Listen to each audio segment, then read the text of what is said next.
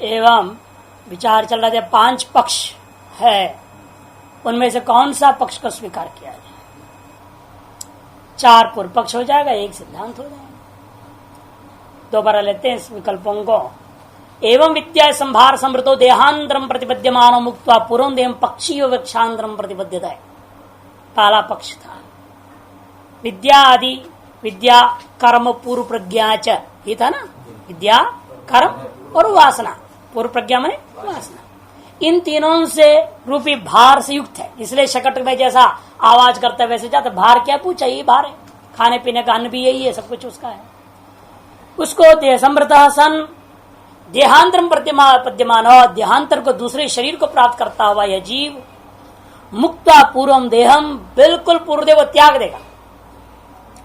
जैसा पक्षी है, एक वृक्ष से दूसरा वृक्ष जब जाता है तो उस वृक्ष बैठे हुआ नहीं चला जा सकता, इसको छोड़ेगा, उड़ेगा, यहां से आकाश वृक्ष में रहेगा, फिर बाद में दूसरे वृक्ष को प्राप्त करेगा। तद्दत पक्षी व वृक्षांतर देहांतरम प्रतिपद्यते के साथ जुड़ेगा। पूर्वम देहम मुक्त्वा देहांतरम प्रतिपद्यमान देहांतरम प्रतिपद्यते। देहांतर को प्राप्त करने के लिए वो पूर्व शरीर को बिल्कुल त्याग देता है, अलग हो जाता है, निकल जाता है यहां से, फिर दूसरे शरीर को अपने आप उसको बाद में मिल जाएगा। अथवा दूसरा पक्ष है, अथवा आतिवाहिकेन शरीरांतरेण कर्मल जन्म देश नीयते। अतः बीच में आतिवाहिक शरीर की कल्पना करता है। ये स्वयं यहां से नहीं जा सकता, नहीं इसको छोड़ देगा और वहां पहुंचेगा तो बीच में कैसे रहेगा वो, क्या आधार रहेगा उसके पास रहने के लिए? बिना आधार का तो रह नहीं सकता। इसलिए एक आतिवाहिक शरीर की कल्पना किया गया। उस आतिवाहिक शरीर में रहेगा जब तक उसको अगला शरीर नहीं मिलेगा। यहां से निकला, शरीर तो छोड़ दिया, बीच में एक आतिवाहिक शरीर कल्पित शरीर है, उसमें बना रहेगा जब तक उसे अगला जन्म प्राप्त होने का समय नहीं आया, तब तक उसमें पड़ा रहेगा। फिर उसके बाद उसी शरीर से वहां जाएगा, फिर उस शरीर में प्रवेश कर जाएगा, वो आतिवाहिक शरीर छोड़ देगा। इस तरह से एक और शरीर बीच में माना, ये दूसरा पक्ष है। किंचा, अब सांख्य मत में आएगा। अत्र स्थस्यैव सर्वगतानांगरणान वृत्तिल्लाभ भवति। अथवा इस शरीर में रहेगा, पूर्व शरीर के अंदर रहेगा, और करण क्या है? सर्वत्र व्यापक है, क्योंकि वो सूक्ष्म तत्व है और सूक्ष्म भूत तो सर्वत्र ही, तन्मात्राएं, तन्मात्राएं सर्वत्र है, और तन्मात्राओं का एक कार्य है इंद्रिया करण, इसलिए वो भी सर्वत्र है। इनका वृत्ति लाभ केवल होना है, कुछ जहां शरीर प्रकट हो जाए वृत्ति लाभ हो जाएगा। जैसे घट को जहां भी प्रकट कर दो वही आकाश घटाकाश हो जाएगा। क्यों? आकाश व्यापक, केवल हमें घट को निर्माण करना पड़ता है, न कि यहां से आकाश को ले जाना पड़ेगा।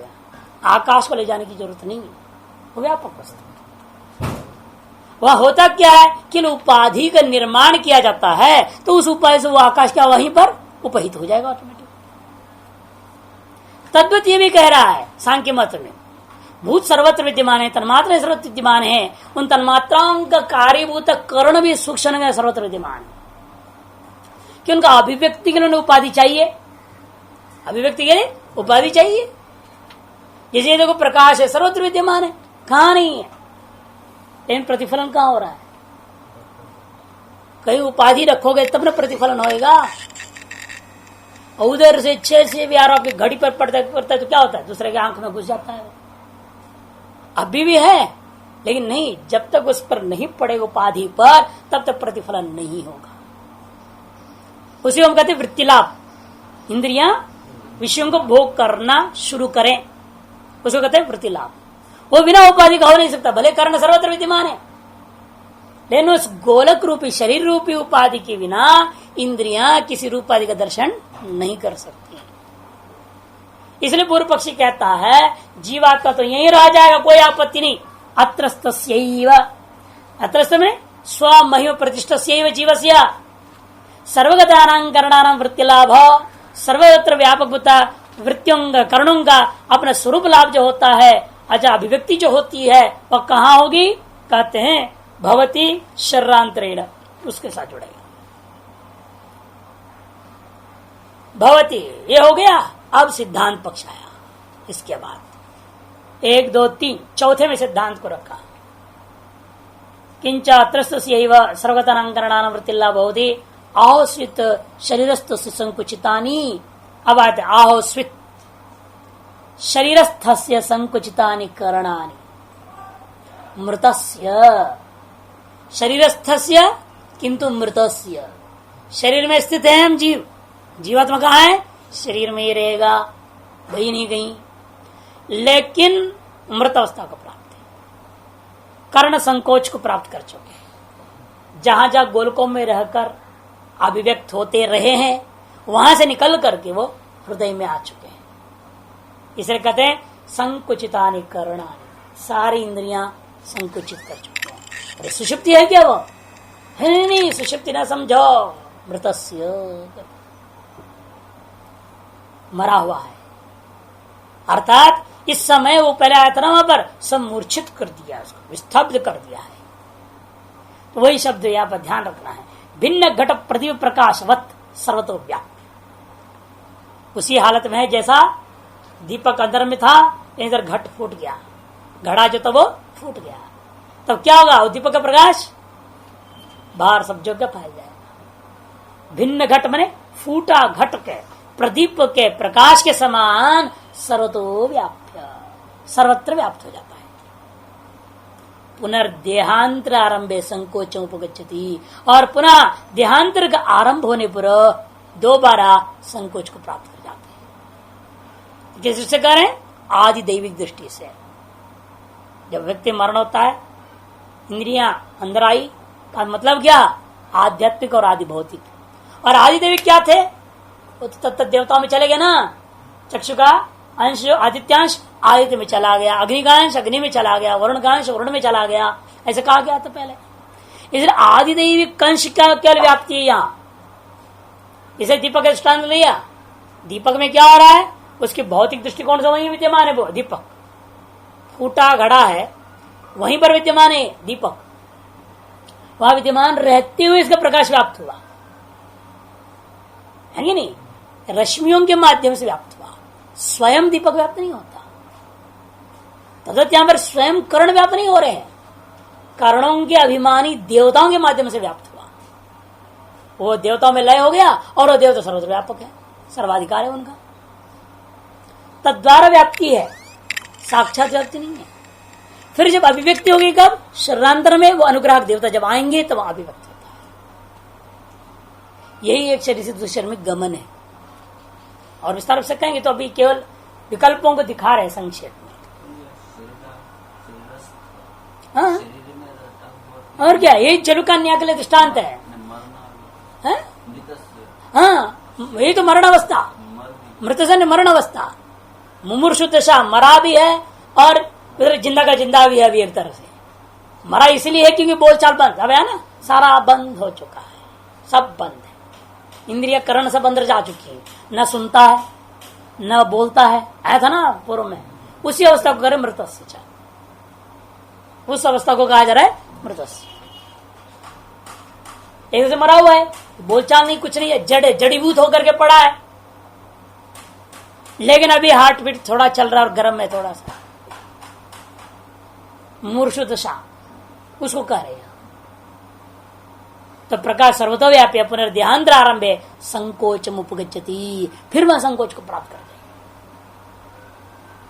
अब वैशेषिक और नैयायिकों का पक्ष, किंच मनोमात्र वैशेषिक समय देहांतर आरंभ देशम प्रतिगच्छति। अरे अकेला मन चला जाता है, यहां से मन चला जाता है, और मन जाने के अपने वासनाओं के साथ वहां पंचभूत है, परमाणु है, उन परमाणुओं से ईश्वर की कृपा से क्या होता है? शरीर बन जाते, इंद्रिया बनती है, सारी वही बन जाती है।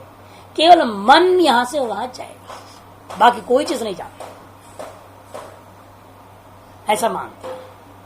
किंवा कल्पनांतरमेव वेदांत समय थी, यह वेदांत सिद्धांत कोई और कल्पना तुम करते हो, इति चेद उच्यते है।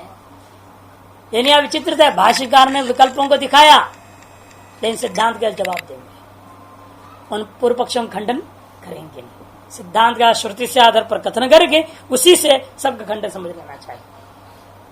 तो श्रुति सम्मत ना होने से सारी प्रक्रिया गलत है, उस पर विचार करने की क्या जरूरत है? तर्क के द्वारा उसे खंडन करने की अपेक्षा नहीं है, क्योंकि ये है अलौकिक वस्तु,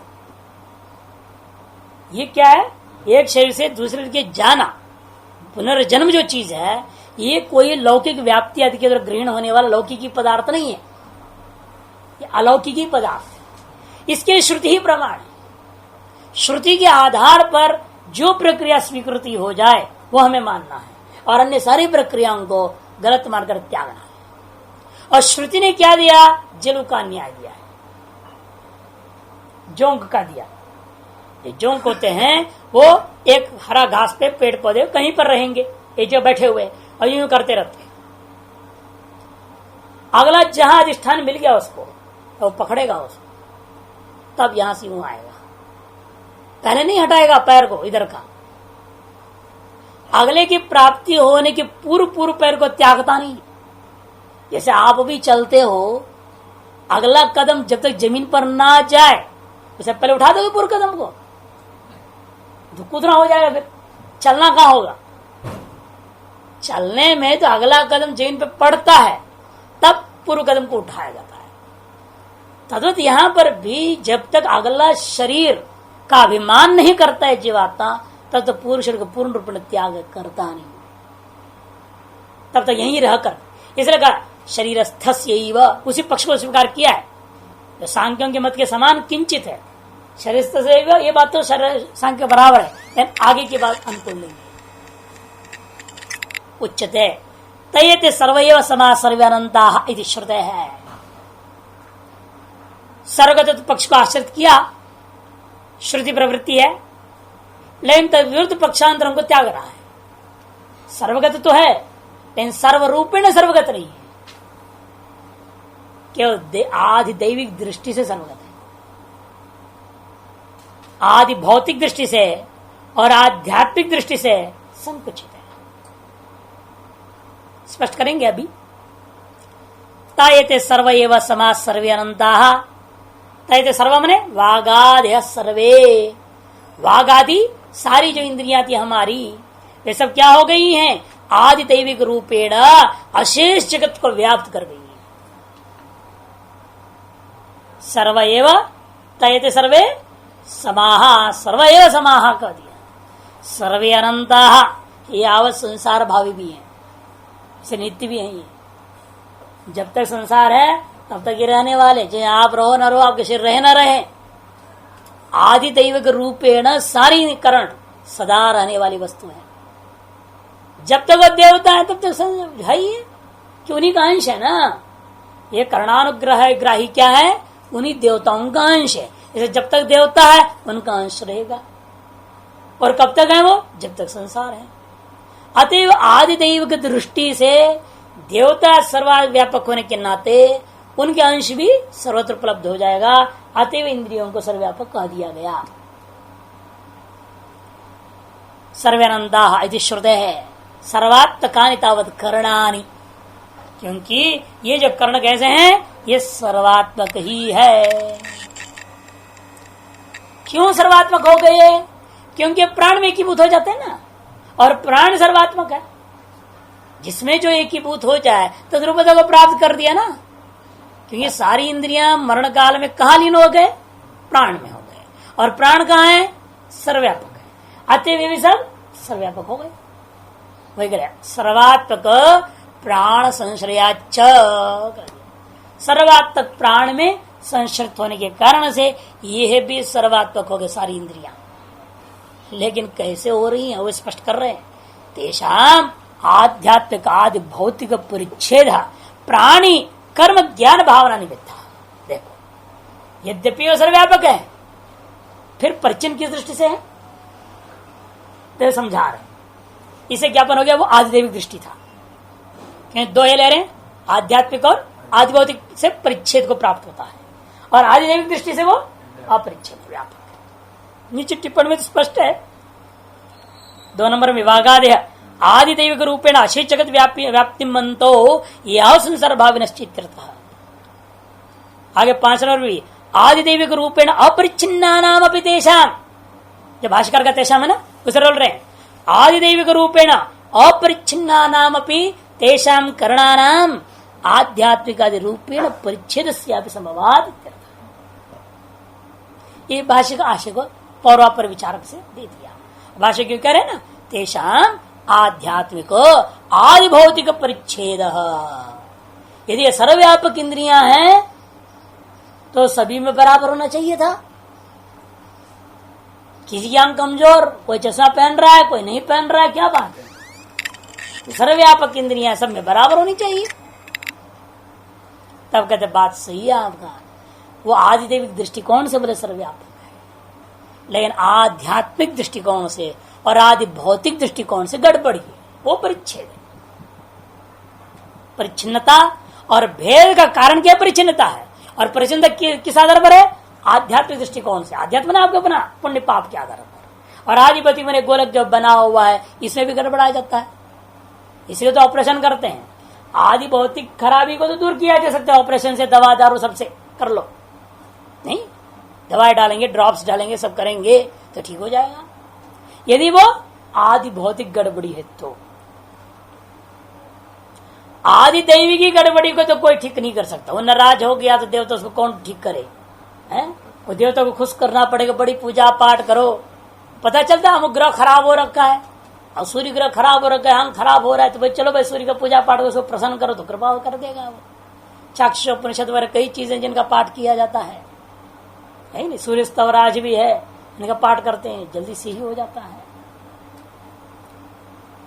और आदि देवी को तो भी खुश कर लेंगे। आदि भौतिक को तो ऑपरेशन से ठीक हो जाए, दवाइयों से ठीक हो सकता है, और आध्यात्मिक को समझना और ठीक करना कठिन। पता नहीं कौन सा पाप से खराब हुआ, और वो पाप का प्रायश्चित, पाप पता चले तब तो प्रायश्चित करो, अपराश्चित करोगे तो पाप कटेगा, तब जाके जो है आपका वो इंद्रियां सही हो जाएंगी। इसे दो के उपाय फिर भी हो सकता है, ज्योतिष है अपने पास, उससे जो है आदि दैविक उपाय हो सकते हैं। हाँ? और विज्ञान इतनी आज बढ़ते जा रहा है, बढ़िया तरह, पहले इससे और भी अच्छा रहा, अब तो थोड़ी फिर भी ठीक है कि नहीं विज्ञान, इसके आधार पर भी आदि भौतिक दृष्टिकोण से ठीक हो सकती इंद्रियां, इन आध्यात्मिक दृष्टिकोण से ठीक करना बड़ा कठिन काम, क्यों पता ही नहीं चलता है ना कौन सा पाप था, वो पाप कितनी मात्रा में थी, उसका वेग कितना है, सब समझना पड़ेगा ना उसको काटने के लिए। अरे भाई वहां से कोई मिसाइल आ रहा है और मिसाइल को तोड़ने के लिए उसके स्पीड पर सब आपको अनुमान करनी पड़ेगी ना, यहां से छोड़ेंगे जब तो कहां वो टकराएगा, किस जगह पर कहां गिराना है, सब बिल्कुल गणित होता है ना, उसकी हिसाब किताब होता है। अब यहां कैसे गणित करोगे? ना उस पाप का पुण्य का पता, ना उसका वेग का पता, ना उसकी मात्रा का पता, तो कैसे काट करोगे? बस आकाश में तीर चलाते रहते हैं, चलो भाई रोज स्विच बजल चढ़ाते रहो, देखी जाएगी, जो कुछ ना कुछ तो होगा, भला कुछ तो पाप कटेंगे, जो होगा कुछ ना कुछ तो हो ही जाएगा। कोई बीमार हो रहा है तो चलो 1.25 लाख कर दो, एक बार क्या नहीं हुआ लाभ, तो दूसरी बार कर दो, होगा कभी न कभी, पाप तो दूर होगा, लगा हुआ है और कोई रास्ता नहीं।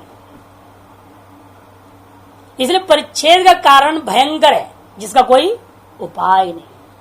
आध्यात्मिक और आदि भौतिक परिच्छेद है, वो कैसा है? प्राणी कर्म ज्ञान भावना निमित्त, प्राणियों का अपना कर्म, प्राणियों की अपनी उपासना और प्राणियों की अपनी भावना निमित्त से होता है। अतः ये पूरा सिद्धांत पक्ष बोल रहे उच्चते से, मैंने पहले बोल दिया, इसलिए पूर्व पक्ष खंडन मंडन कुछ नहीं, न उन पूर्व पक्षों का विवेचन हो रहा है, केवल सिद्धांत पक्ष विवेचन कर दिया जा रहा है। 1 नंबर टिप्पणी इसलिए साफ करें, सर्वगत पक्ष में आश्रित्य श्रुति प्रवृत्ति है, सर्वगत पक्ष को ही आश्रित करके श्रुति प्रवृत्ति हुई है। यह तद विरुद्धानि पक्षांतरण त्याज्य नीति भाव, उसके विरुद्ध सकल पक्षों को स्वयं त्याग देना है, उस पर विवेचन नहीं किया जाएगा।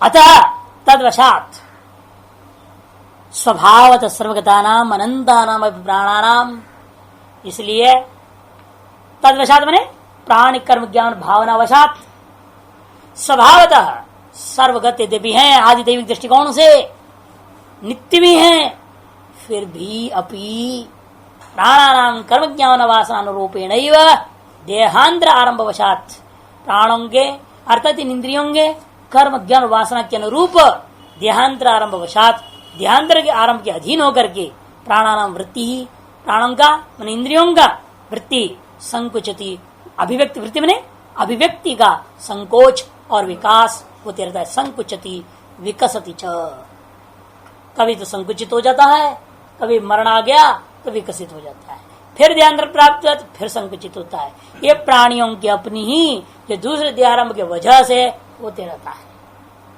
और दूसरे देहारंभ आरंभ का कारण पूर्ण प्राणी का अपना कर्म ज्ञान और भावना, जो कि इनके आध्यात्मिक और आदि भौतिक रूप में परिच्छेद होने के प्रति निमित्त है।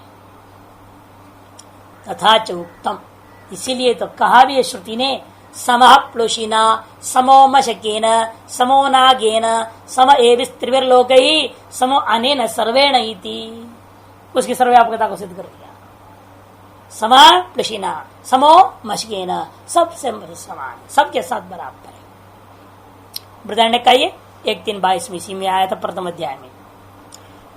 पुषि शरीरेण एवं अग्रे त्रिविरवि लोकैः त्रैलोक्यात् विराट शरीरेण सर्वेण कहने से हिरण्यगर्भ जगत रूपेण सम प्राण इत्यर्थः, इन सब के सम प्राण है।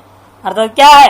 प्राण सर्वव्यापक है, बस प्राणाभिन्न सारी इंद्रियां भी इसलिए सर्वव्यापक हो गई। तथा चीदम वचनम अनुकूलम, ऐसे मानने पर यह वचन भी अनुकूल होता है। क्या? स योह एतान अनंतान उपासते, वह यह जो उपासक इन प्राणों को, इन इंद्रियों को अनंत गुण विशिष्ट करके उपासना करता है, वह भी अनंत लोकों को प्राप्त करता है, ऐसे कह दिया इत्यादि। तम यथा यथोपासते इत्यादि, जो जिस प्रकार से उपासना करता है उसी प्रकार के अनंत लोकों को प्राप्त करता है। तत्र वासना पूर्व प्रज्ञाख्या विद्या कर्म तंत्रा जलुकावत संतता एव स्वप्रकाल कर्म कृतं देहांतरम उपस्पृशति हृदयस्थैव पुनर्देहांतरम पूर्वाश्रम विमुंचति इत्येतस्मिन् अर्थे दृष्टान्तोपादीयते। तत्र वासना जो कि पूर्व प्रज्ञा है, प्रज्ञाख्या विद्या कर्म तंत्रा, विद्या और कर्म जो है कर्म के उपासना और कर्म प्रधान होकर के जन्या जलुकावत है। जलुकावत, जलु का मैंने जोंक, यदि भी हम मूल में जलायुका करके बोलते, छांदस दीर्घ कर दिया जलायुका, लोक में ऐसे शब्द क्या है? जलुका।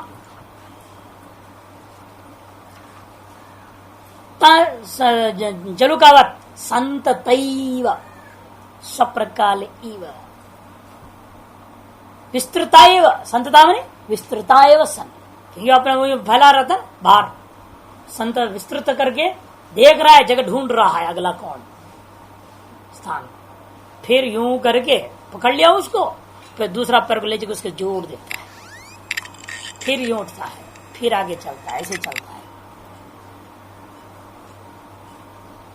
इसलिए कहते ठीक उसी प्रकार से, और यहां का भी दृष्टांत है, स्वप्रकाल में भी आप जब गए इस शरीर को कैसे त्यागे थे, त्याग के अलग हो गए, फिर बाद में स्वप्न में शरीर बना और उस शरीर में बाद में प्रवेश कर गए हैं, इस शरीर में रहते हुए ही हैं, इस शरीर में रहते हुए ही केवल आपने इस शरीर से सारी इंद्रियों को संहार कर लिया है ना, संकोच कर दिए, फिर अगला शरीर को स्वप्न में बना लिए और वहां इंद्रियों की अभिव्यक्ति हो गई।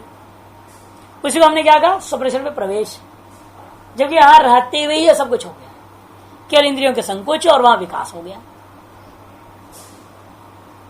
उसी प्रकार यहां होता है, इसी शरीर में रहते वक्त ही हमें अगला शरीर दिखाई देता है और सिर्फ व्याप्ति होती है, अभिव्यक्ति होने लगती है, तब यहां से छोड़ता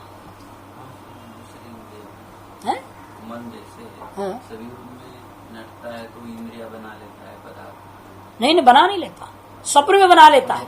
हाँ, स्वप्न से वही विलक्षणता वहां, यहां और वहां में इतना ही अंतर है, नहीं तो भी स्वप्न ही हो जाएगा ना।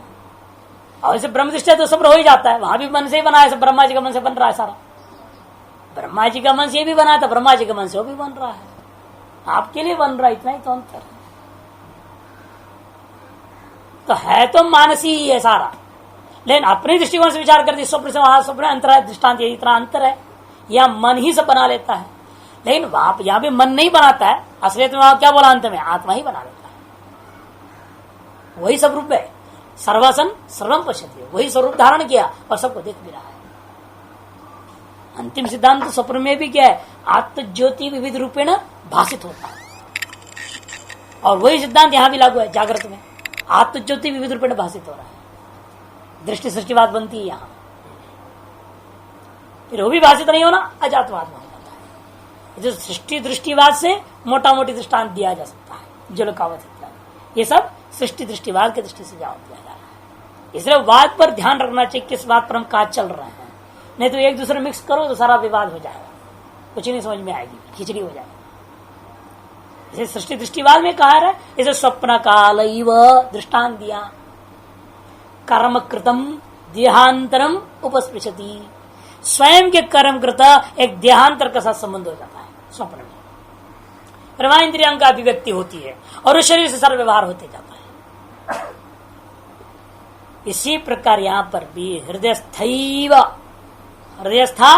एव पुनर्देहांतरम पूर्वाश्रयम विमुंचति, देह में स्थित होकर के ही जब ध्यान विद्या कर्म से नया शरीर उसको जैसे प्राप्त हो जाता है तो उसी समय पूर्वाश्रयम ने यह जो पूर्व शरीर जिसमें स्थित होकर अगला शरीर को प्राप्त किया था इसने, उस पूर्व शरीर को त्याग देता है। इत्येतुसनर्थे दृष्टांत उपादिते, इस अर्थ में दृष्टांत को ग्रहण किया जा रहा है यहाँ तद यथा इत्यादि से मंत्र के द्वारा। तद यथा तृण जलायुका तृणस्यांतं गत्वा अन्यम आक्रमम आक्रम्य आत्मानुपसंहरति एवमेवयम् आत्मा इदगं शरीरं निहत्य अविद्यांगमयित्वा अन्यम आक्रमम आक्रम्य आत्मानुपसंहरति उपसंहरति। जैसे घास पर चलने वाला है तृण जलायुका,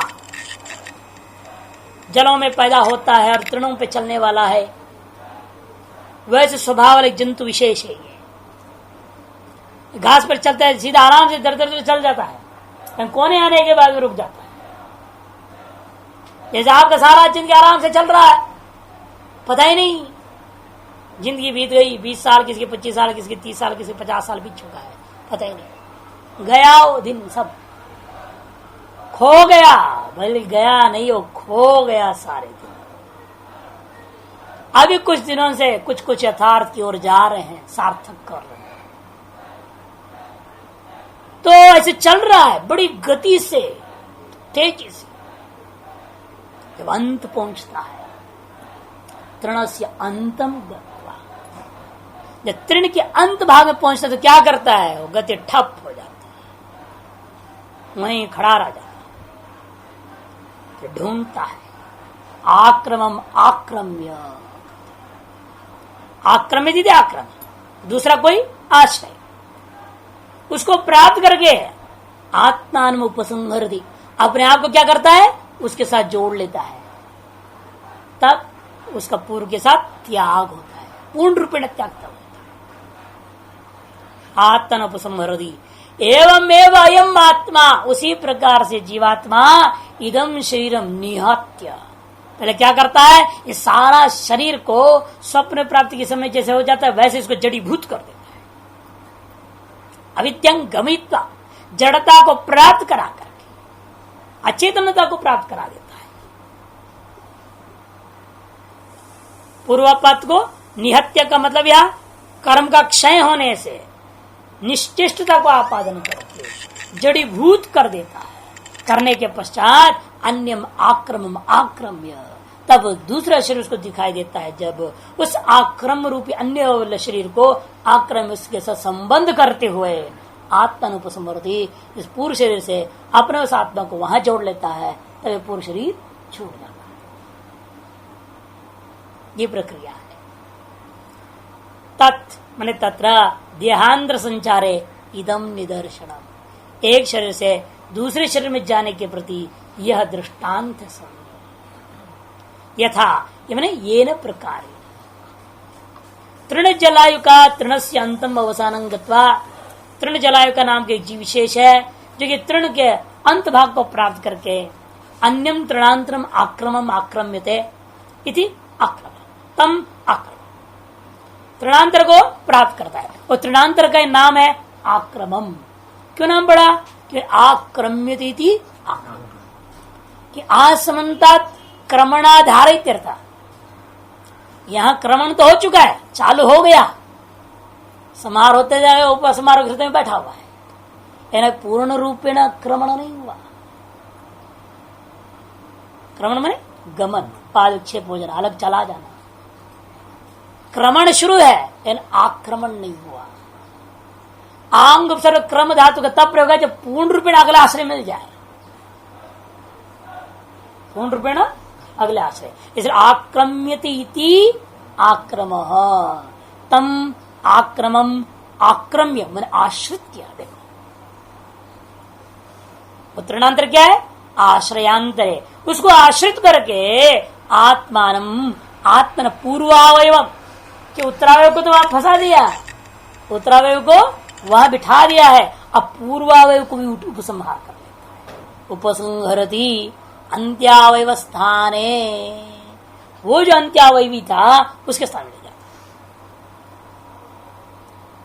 उसी प्रकार यहां पर भी होता है। एवमेव अयम आत्मा, यह प्रकृत संसारी, शुद्ध नहीं लेना, जो प्रकृत संसारी जिसके संसार गति का वर्णन कर रहे हैं वैराग्यार्थ, वो संसारी का वर्णन है।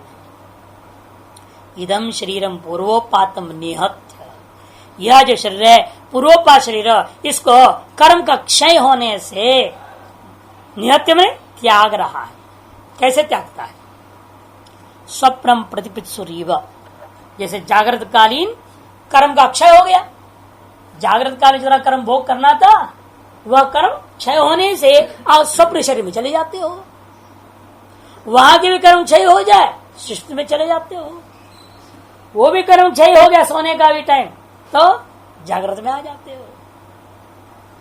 उसी प्रकार से यहां पर भी कहते हैं प्रतिपित्सुर इव, स्वप्नम प्रतिपित्सुर इव पातित्वा, नियत्य का अर्थ कर दिया पातित्वा, निश्चेष्टम आपाद्य, निश्चेष्टता को प्राप्त करा दे। पातन पतन कराने का मतलब क्या? शरीर को निश्चेष्ट करना। अभी पूर्ण रूपेण मौत नहीं हुआ है ना, इसलिए कह दिया अभी निश्चेष्टता मात्र को प्राप्त हो। फिर अविद्याम गमयित्वा, मैंने अचेतन कृत्वा जड़ी भूतवा, अचेतन ऐसे कर रहे जड़ जैसा हो जाता है। निश्चेष्ट हो जाना इतना खराब नहीं था, और जड़ीभूत हो जाना और कठिन हो गया। निश्चेष्ट को सचेष्ट किया जा सकता है ना, और डाल देते ना ऑक्सीजन डाल डोल की इंजेक्शन दे करके उसको सचेष्टता मिल जाती। लेकिन निश्चेष्ट शायद जड़ीभूत भी हो गया, फिर वो हथौड़ा मारते हैं पैरों में, देखने के थोड़ा भी जान है या नहीं। रबड़ की हथौड़ा होता है, देखा हो, हरा और नीले रंग की होते है कि नहीं, और उसको पैर पे मारती है, इस जगह पर एड़ी पे तीसरे हिस्से में मारते हैं। जब मारेंगे तो सीधा ब्रेन को अटैक करता है।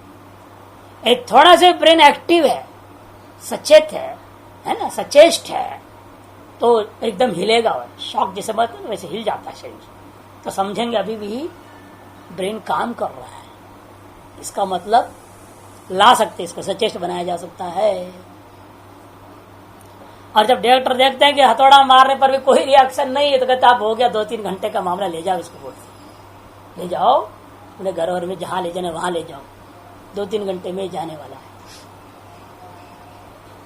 अब हम उसको किसी भी तरह सचेष्ट कर ही नहीं सकते, निश्चय कर लेते हैं। जब हथौड़ा मारने का कोई रिएक्शन नहीं हुआ, प्रतिक्रिया नहीं हुई, तो निश्चय कर लेते हैं कि अब जो है ये जड़ीभूत हो गया है, अगला शरीर का खोज में है।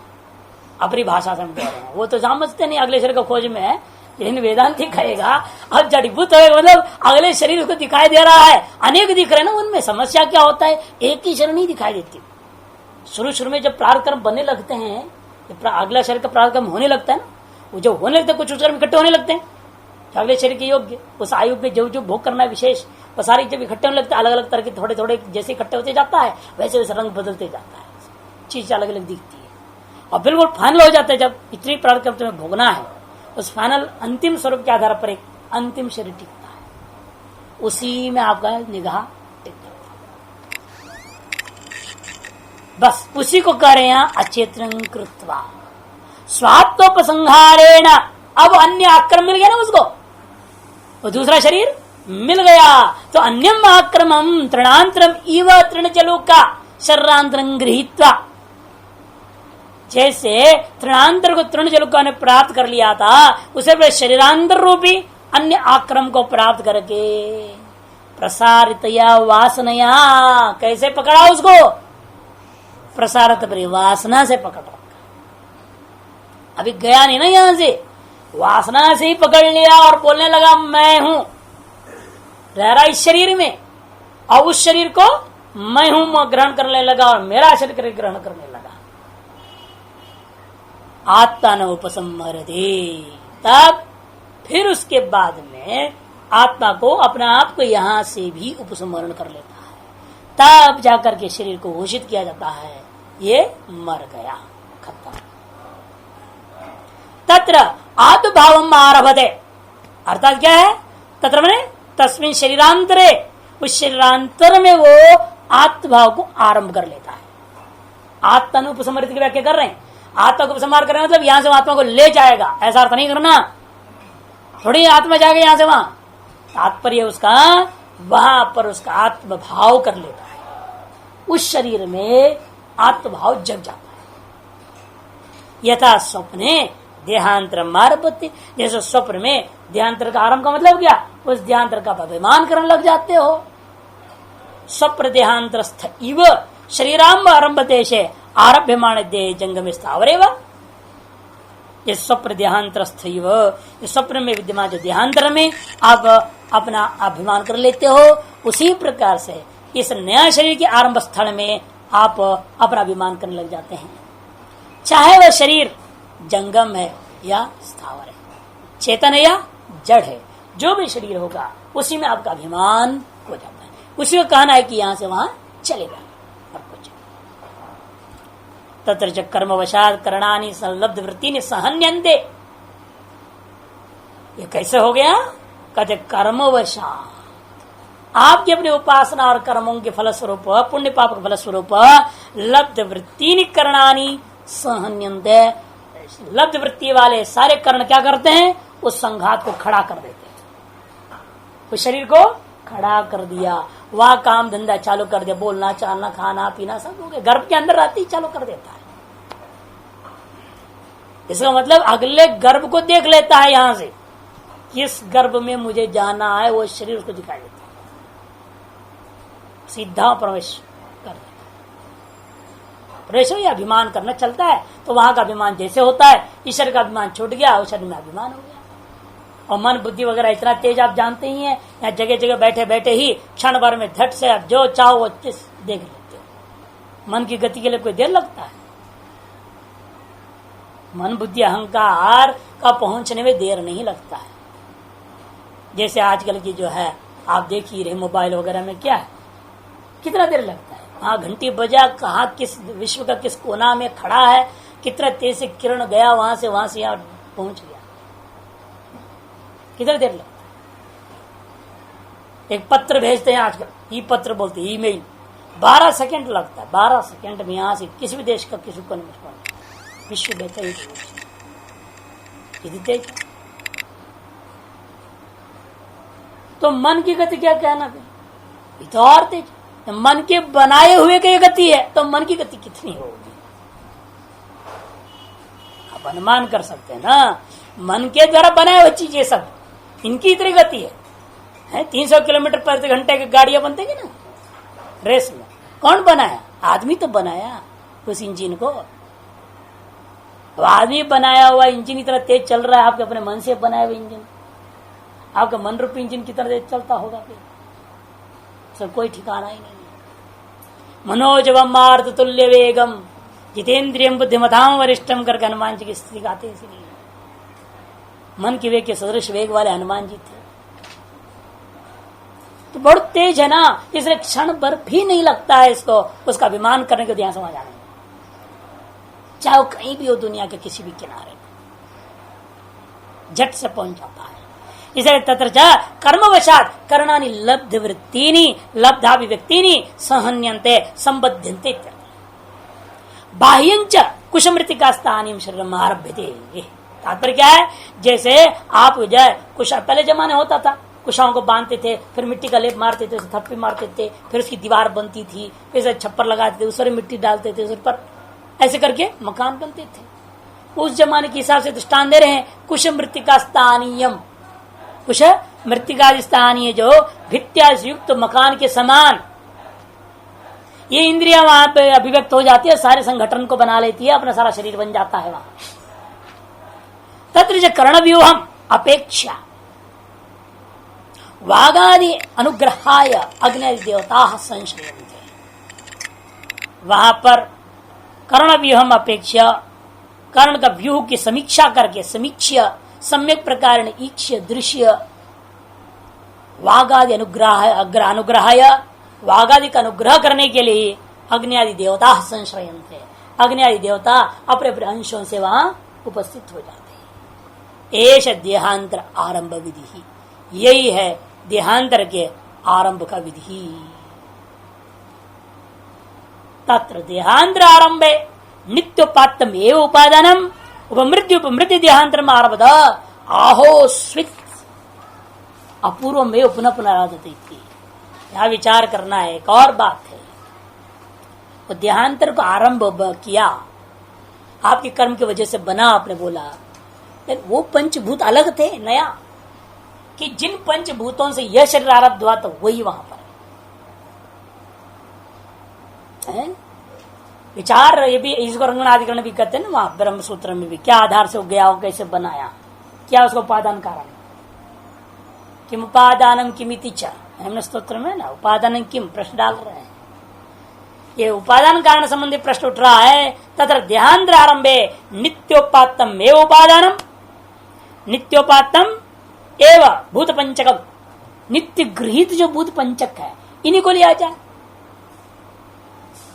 इन्हीं को उपमृत्यु उपमृत्या नाश कर दोबारा बनाया जाए।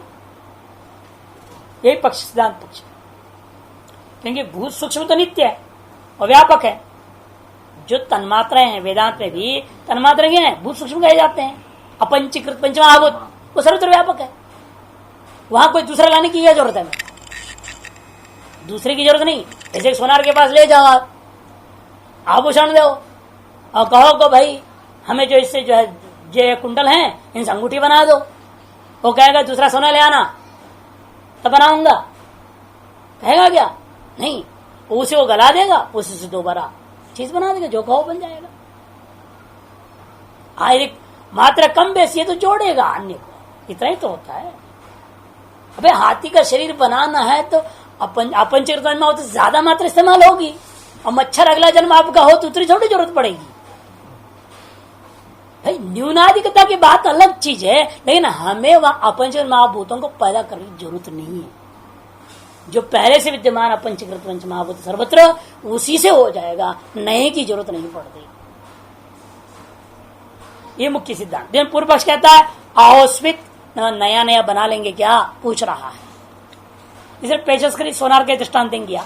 देहांतर आरंभ है नित्योपात्त में उपादान उपमृत्यु उपमृत्य, उसे कहते उपमृत्यु पर बार बार गला दो, बार बार फिर बना दो, नई सांचा में डाल दो, नई चीजें बना लो। उसी प्रकार से यहां भी होता है। अथवा आहोस्वित अपूर्व में पुनरावृत्ति, अपूर्व ही भूत पंचकों को बना लेता है और अपूर्व भूत पंचक फिर नए शरीर को बनाता है, ऐसे मानी जाए। अत्रोच्यते दृष्टांत, इस विषय में सोनार के दृष्टांत के द्वारा समझा है। तथा पेशस्करी पेशस मात्राम अपादाय अन्य नवधरम कल्याण दर्गं रूपम तनुत एवमेवायम आत्मा दर्गं शरीरम निहत्य विद्याम गमयित्वा अन्य नवधरं कल्याण दर्गं रूपं कुरुते पित्रं वा गांधर्वं वा दैवं वा प्राजापत्यं वा ब्राह्मं वा अन्येषां वा भूतानां। तथा पेशस्करी पेशसो मात्रम अपादाय, जैसे सोनार है, सोने की एक मात्रा को लेकर उसी से अन्य नवतरम एक दूसरी एक नई चीज अत्यंत सुंदर कल्याणतरम रूपम तनुते, अत्यंत सुंदर रूप को रचना कर डालता है। उसी प्रकार से एवं एवं आत्मा, उसी प्रकार से जीवात्मा इदम शरीरम निहत्य, इस शरीर वर्तमान देह को नष्ट करके अर्थात निश्चेष्ट करके, वही पूरा अर्थ निहत्य मैंने निश्चेष्ट करके अविद्यांग गमयित्वा अर्थात जड़ीभूत बना करके अन्य नवतरम कल्याणतरम रूपम, एक दूसरा जो है पितर शरीरों कल्याणतरम रूपम का व्याख्या पितरम वा गांधर्वम वा दैवम वा प्राजपत्यम वा वैराजम शरीरम, ब्राह्मण ने विराट शरीर, अन्य शाम से कहना नहीं, प्राजपत्य से विराट लेना, ब्राह्मण से हिरण्यगर्भ शरीर, अन्य क्षमा भूता नाम अन्य किसी भूतों के शरीर को वह कल्याणतरम रूपम कुरुते, जो भी मिलता है वही उसके लिए अत्यंत सुंदर अत्यंत कल्याणतर रूप रहेगा, चाहे वो जैसा भी रहे। ओम